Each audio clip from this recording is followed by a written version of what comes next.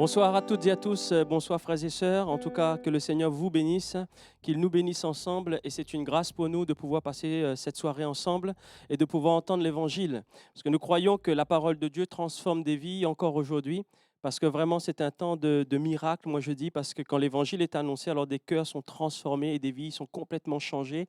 C'est vraiment un temps de miracle et vraiment, croyons-le ce soir, nous pouvons à présent vraiment prier, demander au Seigneur vraiment sa grâce, vraiment sa direction.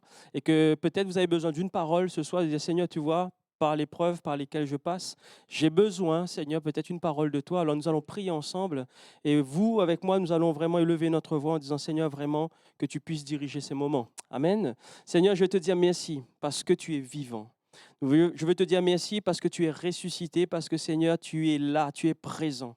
Et c'est vrai même, Seigneur, si nous sommes éloignés les uns des autres, mais ce que nous savons, c'est que ton esprit, Seigneur, demeure dans nos cœurs. Et il est pareil partout parce que, Seigneur, si tu fais des miracles ici, tu fais les miracles dans le monde entier en même temps, au même moment, parce que toi, tu es illimité. Et ce soir, Seigneur, nous voulons te remercier pour ce temps de grâce. Merci encore, Seigneur, pour ces chants. Merci pour ta parole, Seigneur, qui change les vies, qui transforme des cœurs. Et vraiment, nous voulons te remettre tous ces moments entre les mains. Je te remercie pour mes frères et sœurs qui nous accompagnent, Seigneur, en tant que musiciens. Aussi pour notre frère qui va annoncer aussi ta parole, Seigneur. Oins-le, Seigneur, de ton esprit. Mais nous voulons vraiment te remettre toutes choses entre les mains parce que tu es Dieu. Parce que, Seigneur, tu es là, tu es présent. Et je veux te dire merci pour ton amour, pour ta paix, mais que ton nom seul puisse être béni, Jésus-Christ. Amen. Nous allons commencer par ce chant qui dit « Acclamez le Seigneur avec joie ». Alors, vous pouvez taper les mains, vous pouvez vous mettre debout là, devant votre canapé ou votre chaise, peu importe où vous êtes, mais nous pouvons ensemble acclamer le nom du Seigneur.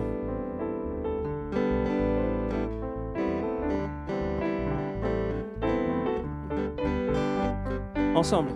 Acclamez le Seigneur avec joie, oui avec joie, les fidèles et vous les hommes droits. Louez le Seigneur avec les instruments, jouez la plus belle musique en l'adorant. On reprend ensemble, acclamer. Acclamez le Seigneur avec joie, oui avec joie, les fidèles et vous les hommes droits. Louez le Seigneur avec les instruments, jouez la plus belle musique en l'adorant. Oh, le Seigneur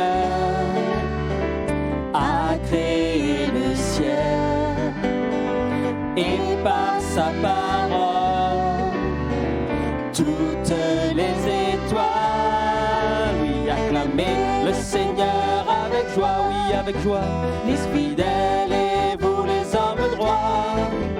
Louez le Seigneur avec les instruments, jouez la plus belle musique en l'adorant.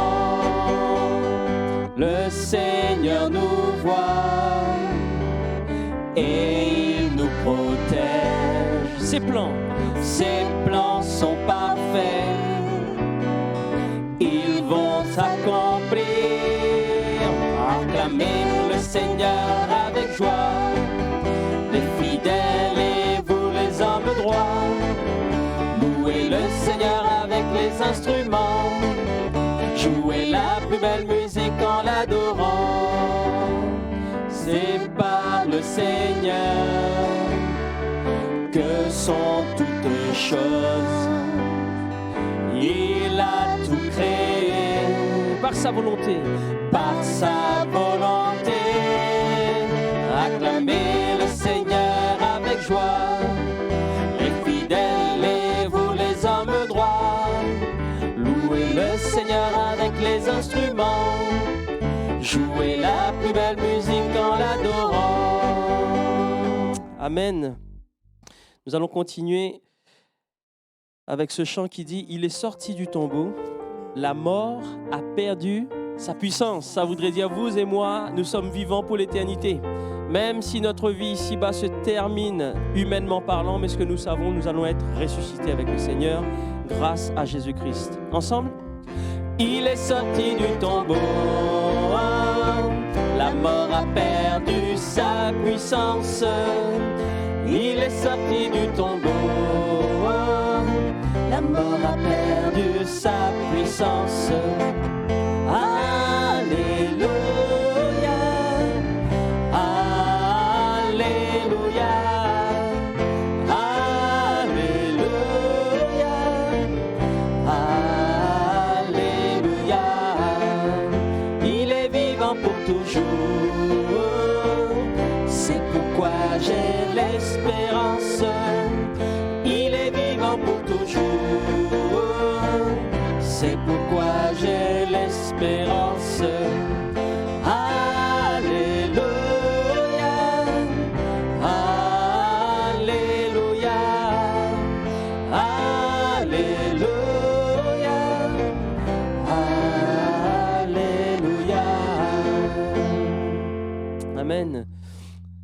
Avant de laisser la place à notre frère pour la parole, nous allons chanter ce chant qui dit « Cet amour qui peut libérer, cet amour qui peut restaurer, l'amour de Jésus qui est venu pour nous sauver, transforme, guérit, relève, restaure. » Nous voulons vraiment prendre ces paroles et les serrer contre notre cœur ce soir en disant « Seigneur, oui, en toi, les faibles sont bénis.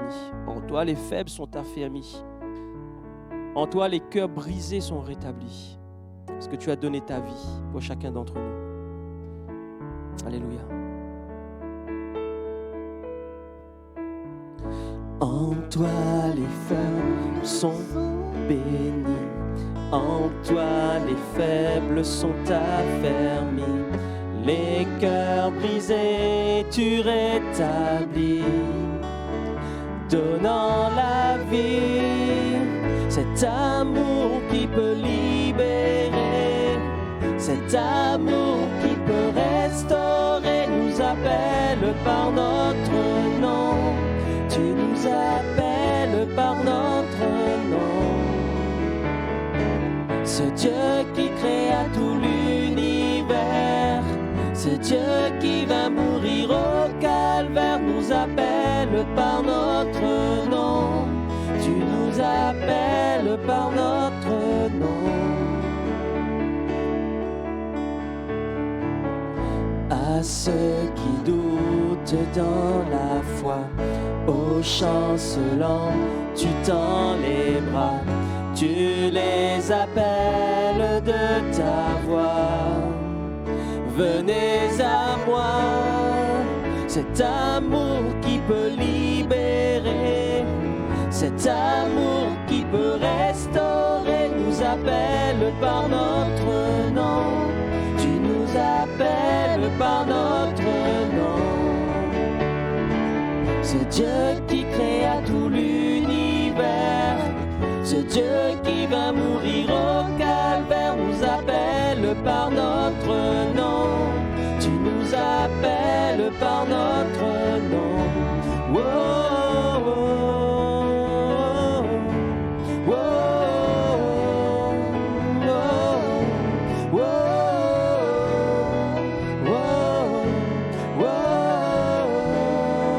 oh.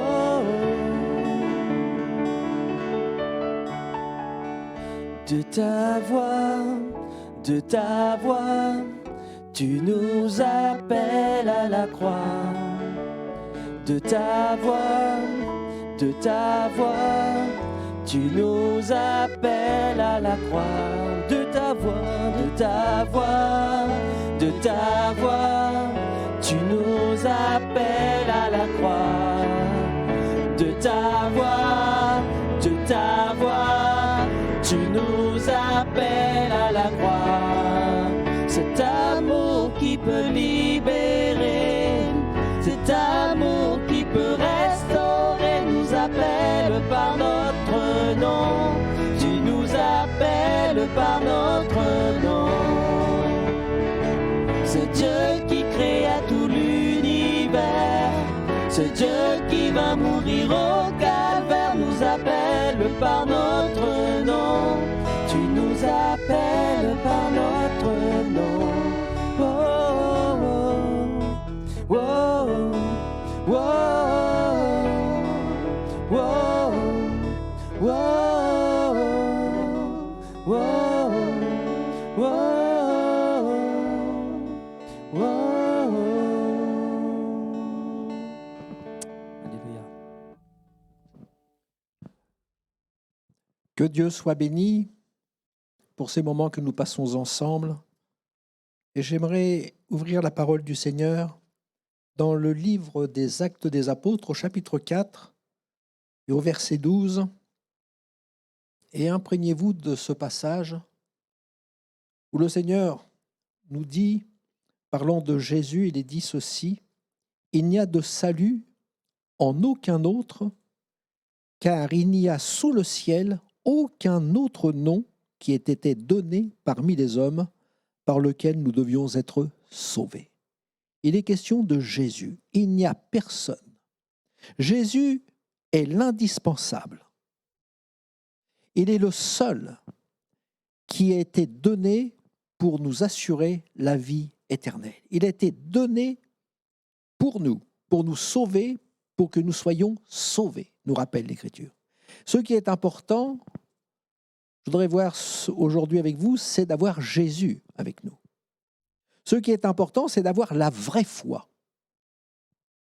Celle qui nous permet de vivre quand tout devient obscur autour de nous, quand tout s'effondre autour de nous. La vraie foi qui nous sert d'appui dans les moments difficiles, quand nous risquons de succomber à la tentation. Cette foi véritable qui nous aide à mourir, à rentrer dans l'éternité. Il n'existe qu'une seule foi qui soit valable, la seule foi qui nous permette de vivre ou qui nous permette de mourir. C'est la foi en Jésus-Christ, le Fils de Dieu. Il n'y a que Jésus qui puisse nous rapprocher de Dieu le Père. Il n'y a que Jésus qui puisse nous conduire au ciel. D'ailleurs, nous l'avons lu, il n'y a de salut en aucun autre.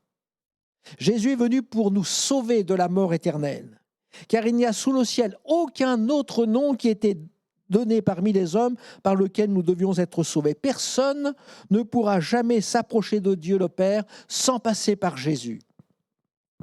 Que ce soit les êtres qui sont vénérés sur cette terre, que ce soit des grands ou des petits de ce monde, personne ne pourra s'approcher de Dieu s'il ne vient à Jésus. Jésus est celui qui nous conduit à Dieu. Je crois qu'il est important ce soir d'être attentif, qu'il est indispensable d'avoir Jésus dans sa vie, d'avoir la vraie foi en Jésus notre Sauveur. Dans 100 ans, nous serons tous dans l'éternité.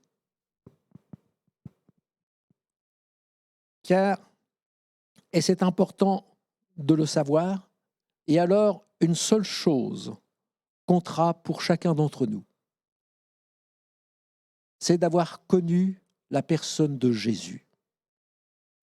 C'est cela qui déterminera où nous irons, soit au ciel, soit en enfer. C'est cela qui va déterminer notre vie pour l'éternité. Et je voudrais vous poser la question, mais connaissez-vous Jésus ? Il y a une parole dans la Bible qui nous dit ceci, « Celui qui a le Fils de Dieu a la vie ». Alors nous pouvons avoir entendu parler de Jésus, nous pouvons même avoir lu son histoire dans la Bible, mais avez-vous Jésus avec vous ? Écoutez bien ce que nous dit l'Écriture. Celui qui a Jésus a la vie. Et dès maintenant et pour l'éternité, vous avez la vie. Si vous avez Jésus, vous avez la vie. Alors ce qui est important, c'est avez-vous Jésus avec vous ? Parce que l'Écriture nous dit et rappelle, dit, mais celui qui n'a pas le Fils de Dieu n'a pas la vie. Et c'est la parole de Dieu qui le dit, c'est Dieu lui-même qui le dit. Et c'est le Seigneur ce soir qui le dit à chacun d'entre vous, si vous avez Jésus, vous avez la vie. Mais si vous n'avez pas Jésus, vous n'avez pas la vie. Ce n'est pas une connaissance intellectuelle, ce n'est pas une connaissance religieuse, c'est d'avoir la personne de Jésus avec soi. C'est pourquoi je voudrais vous persuader ce soir de recevoir Jésus et de lui confier toute votre vie. La raison pour laquelle il vous faut Jésus, pourquoi vous devriez croire en Jésus, eh bien c'est tout simplement parce que Jésus est le seul chemin qui nous mène à Dieu. Dans l'évangile de Jean, chapitre 14, verset 6, le Seigneur dit ceci, « Je suis le chemin, la vérité et la vie, et nul ne vient au Père que par moi. » Il est vrai, le Seigneur dira, « Je suis le chemin, non pas l'un des chemins. » Mais le Seigneur dira, « Je suis le chemin, je suis la vérité, je suis la vie, et nul ne vient au Père que par moi. » Alors il y a plusieurs chemins, il est vrai, mais Jésus est le seul chemin qui mène à Dieu. Il y a, nous dit le Seigneur, il y a le chemin spacieux. C'est le chemin d'une vie sans Dieu. C'est le chemin où chacun fait ce qui lui semble bon. C'est le chemin où l'on vit loin de Dieu, où l'on vit dans les plaisirs, dans les désirs de notre cœur, de faire ce qui nous semble bon. Et beaucoup, nous rappelle le Seigneur, empruntent ce chemin-là. Beaucoup prennent ce chemin spacieux d'une vie sans Jésus. Mais le Seigneur nous dit que Jésus est le chemin, le seul chemin qui mène à Dieu. Ce n'est pas Allah qui mène à Dieu, ce n'est pas Bouddha qui nous mène à Dieu. Ce n'est pas l'un des saints qui nous mène à Dieu. Permettez-moi de vous dire, ce n'est pas Marie qui est vénérée par certains qui mène à Dieu. Le seul chemin, c'est Jésus. Jésus est le chemin. Et le Seigneur lui-même dira, je suis le chemin, je suis la vérité, je suis la vie, et personne, nul ne vient au Père que par moi. Il est le seul qui nous conduit à Dieu. Jésus est l'indispensable. Il n'y a de salut en aucun autre qu'en Jésus-Christ. C'est Jésus qui a donné sa vie pour nous. Et c'est par le sacrifice de Jésus que nous avons la vie et la vie éternelle. Lorsque l'on vient au Seigneur Jésus, nos yeux s'ouvrent et nous comprenons que Jésus est cet amour libérateur pour nos âmes. Il y avait un homme qui s'appelait Saul de Tarse. Saul de Tarse était un homme religieux, mais il n'avait pas Jésus. Il combattait Jésus. Et un jour, sur son chemin très large, qui le menait pour persécuter d'autres hommes, le Seigneur l'a arrêté sur son chemin et s'est révélé à son cœur.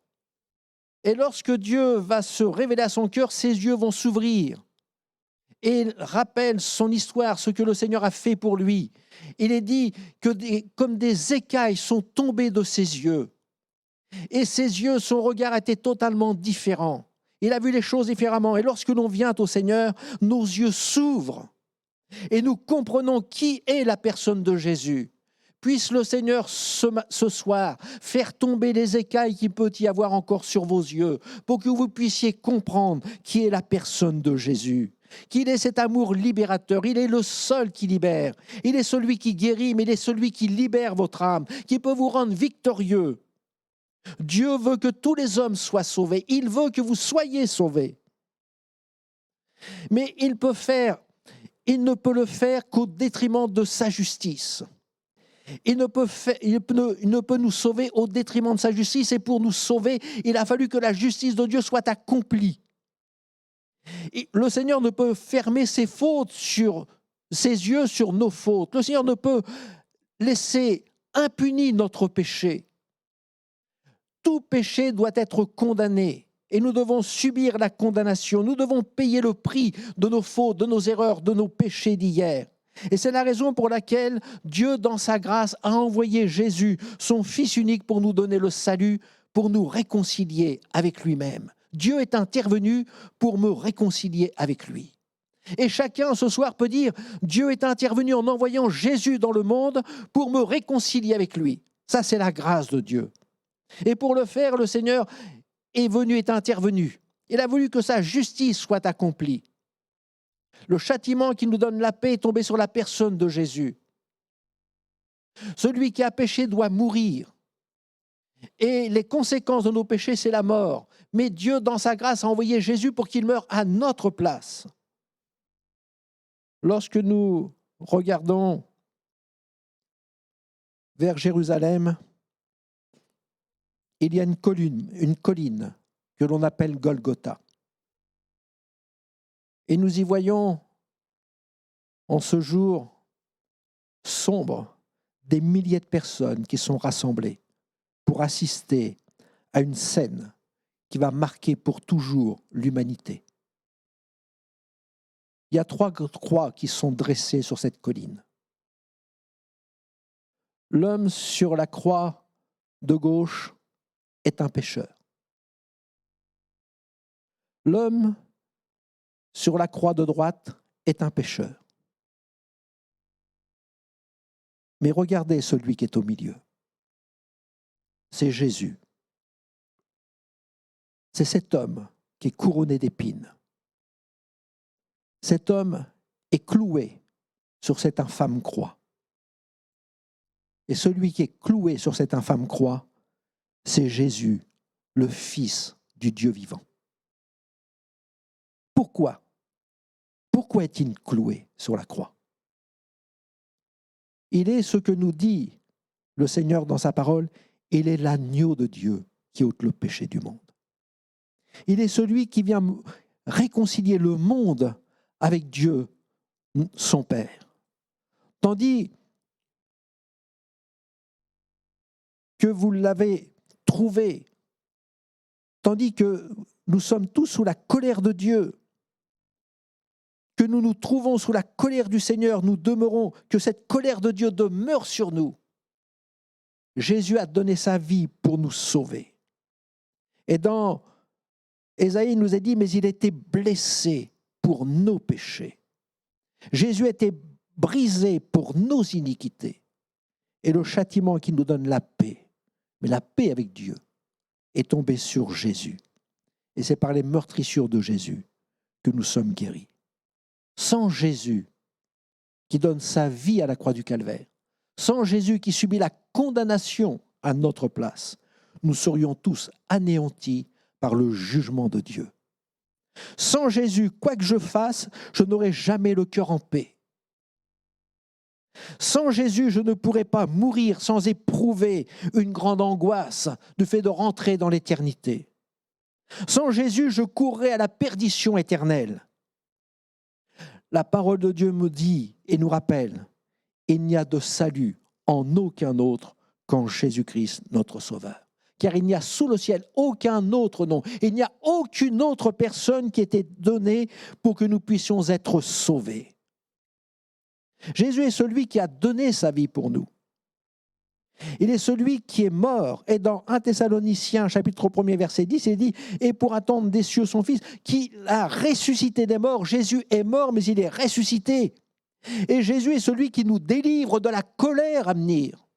Et c'est pour cela que le Seigneur a donné sa vie pour nous. Il est venu pour nous délivrer de la colère de Dieu, de la colère à venir, et nous sommes maintenant réconciliés avec Dieu notre Père. C'est une grâce, mais pour être réconcilié, il faut se donner à notre Dieu. Jésus est la solution au plus grand problème de l'humanité. Il est la solution au plus grand problème qui est dans votre cœur. Et notre plus grand problème est notre culpabilité devant Dieu. Nous sommes tous coupables.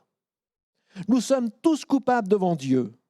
Nous sommes tous coupables devant le Seigneur et tous nous devons mourir à cause de nos péchés. La colère de Dieu demeure sur nous.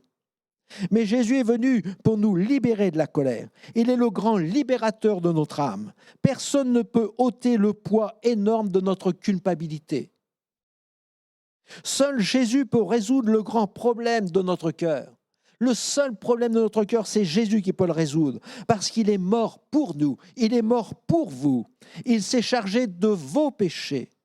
Et le châtiment qui vous donne la paix avec Dieu est tombé sur la personne de Jésus. En mourant, Jésus, le Fils de Dieu, a donné sa vie pour le salut de vos âmes. En mourant, lui le juste pour les coupables, il a expié tous nos péchés. Et c'est pour cela qu'il peut dire, dans Luc chapitre 7, verset 48, « Tes péchés sont pardonnés. » À tout pécheur repentant, à celui qui s'approche de Dieu avec la foi en Jésus-Christ, celui qui s'humilie devant le Seigneur, avec le poids de son péché, avec toute la culpabilité qu'il ne peut y avoir sur son cœur, celui qui pleure sur sa misère, sur sa souffrance, sur sa culpabilité qui pèse sur son cœur, en priant, en implorant la grâce de Dieu de ôter son péché, de le libérer de cette culpabilité, Jésus est celui qui pardonne. Et ce soir, vous pouvez entendre la voix du Seigneur qui vous dit « Tes péchés sont pardonnés ». Et lorsque nous avons l'assurance du pardon de nos péchés, il y a le poids énorme de cette culpabilité qui est ôté. Et c'est Dieu qui l'enlève. C'est une vraie délivrance de savoir que nos péchés sont pardonnés. C'est la plus grande libération que vous puissiez avoir. Vous pouvez être libéré de vices, de passions, de liens que vous pouvez avoir. Mais la libération de votre cœur, de la culpabilité de votre péché, c'est la plus grande libération que vous puissiez saisir ce soir. Pour celui qui meurt, c'est une chose de mourir et de savoir que ses péchés sont pardonnés. C'est terrible d'entrer dans l'éternité sans avoir reçu le pardon de nos péchés.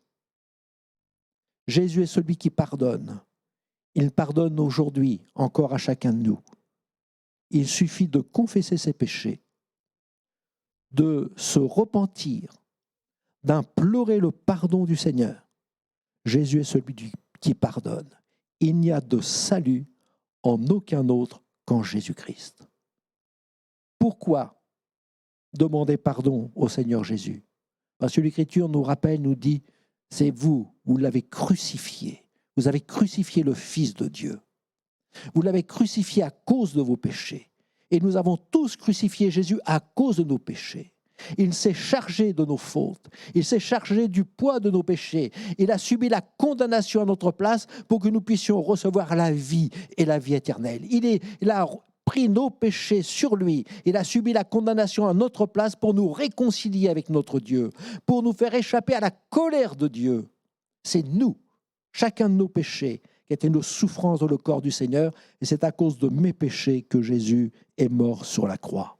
Et l'Écriture nous dit, vous avez fait mourir le prince de la vie que Dieu a ressuscité des morts, et nous en sommes témoins. Acte 3, 15. Vous avez fait mourir le prince de la vie que Dieu a ressuscité des morts, et nous en sommes témoins. Jésus est mort à cause de moi, à cause de mes péchés, et que chacun puisse dire ce soir, dans un esprit de prière, en s'adressant au Seigneur Jésus, « Seigneur, tu es mort à cause de mes péchés, mais tu es ressuscité. Jésus, tu es le prince de la vie, et tu me donnes l'assurance ce soir, l'assurance de la vie éternelle, parce que tu es là et que tu es encore prêt à pardonner mes péchés. Tournez-vous vers Dieu. Et si vous avez besoin de recevoir le pardon, si vous avez besoin que cette culpabilité soit ôtée de votre cœur, tournez-vous vers le Seigneur. Implorez le pardon de Dieu. Confessez vos péchés devant le Seigneur. Repentez-vous de ce que vous avez fait. Et Jésus est celui qui pardonne. Et vous serez lavés et purifiés par le sacrifice de Jésus, notre Sauveur. Amen. On va courber nos fronts devant le Seigneur, demander à Dieu sa grâce, sa bénédiction sur vous, et que personne ne se prive aujourd'hui de la grâce de notre Dieu. Seigneur, notre Père, tu es un Dieu qui parle encore aujourd'hui. Tu es un Dieu qui connaît le chemin des cœurs. Tu sais le poids qu'il peut y avoir sur chacun des cœurs. Tu connais le présent, mais tu sais toutes les choses passées de chacune des vies. Tu connais, Seigneur, toutes les fautes et aucune transgression ne t'est ignorante. Tu connais toutes choses. Et il n'y a rien de caché sous le regard de notre Dieu. Tout est écrit, Seigneur, dans ton livre. Mais Seigneur, nous voulons nous placer devant toi. Et tels que nous sommes, nos amis qui t'écoutent, qui ne t'ont pas encore reçu comme leur sauveur, Seigneur, je te prie pour que tu entendes leurs prières, que tu entendes le pardon de ceux qui t'ont offensé, que tu entendes, Seigneur, cette repentance qu'ils t'adressent, ce regret qu'ils ont sur le cœur, en te disant, Seigneur, dans ta grâce, viens et pardonne-moi. Seigneur, tu es celui qui reçoit leurs prières. Tu pardonnes aux coupables parce que tu as donné ta vie pour le salut de leur âme. Seigneur, tu es le seul chemin qui conduit à la vie éternelle. Il n'y a de salut en aucun autre, car il n'y a sous le ciel aucun autre nom qui nous ait été donné pour recevoir le pardon et la vie éternelle. Et à toi seul soit la gloire. Amen. Amen. Alléluia. Merci Seigneur. Nous allons reprendre ce chant, cet amour qui peut libérer, cet amour qui peut restaurer. Oui, Seigneur, à la croix, tu nous as libérés. Cet amour qui peut libérer. Alléluia, Jésus. Oh, Seigneur. Ensemble, en toi les humbles. En toi les humbles sont bénis, en toi les faibles sont affermis, les cœurs brisés tu rétablis, donnant la vie, cet amour qui peut libérer, cet amour qui peut restaurer, nous appelle par notre nom. Tu nous appelles par notre nom. Ce Dieu qui créa tout l'univers, ce Dieu qui va mourir au calvaire nous appelle par notre nom. Tu nous appelles par notre nom. À ceux qui doutent dans la foi, aux chancelants, tu tends les bras, tu les appelles de ta voix. Venez à moi, cet amour qui peut libérer, cet amour qui peut restaurer, nous appelle par notre nom. Tu nous appelles par notre nom. C'est Dieu qui créa tout l'univers, c'est Dieu qui va mourir au calvaire, nous appelle par notre nom. Tu nous appelles par notre nom. Oh, oh, oh, oh, oh, oh,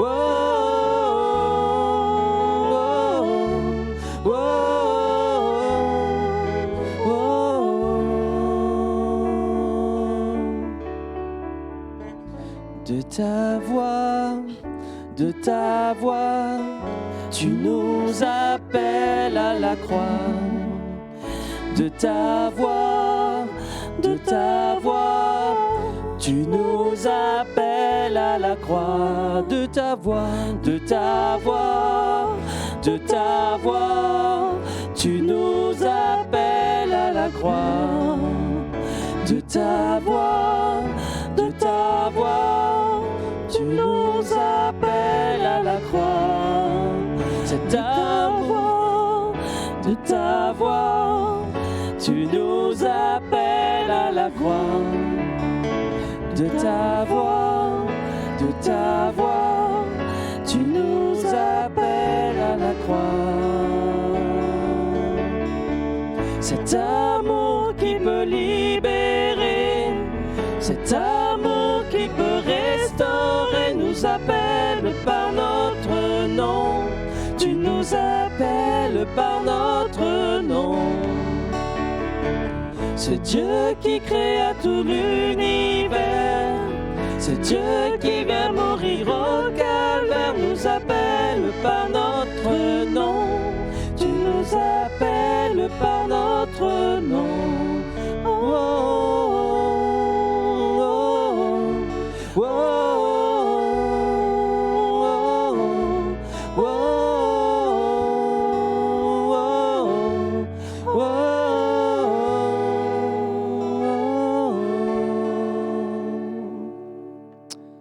Amen. Voilà, en tout cas, merci Seigneur pour sa parole. Merci à notre frère. Merci vraiment pour ces moments, Seigneur.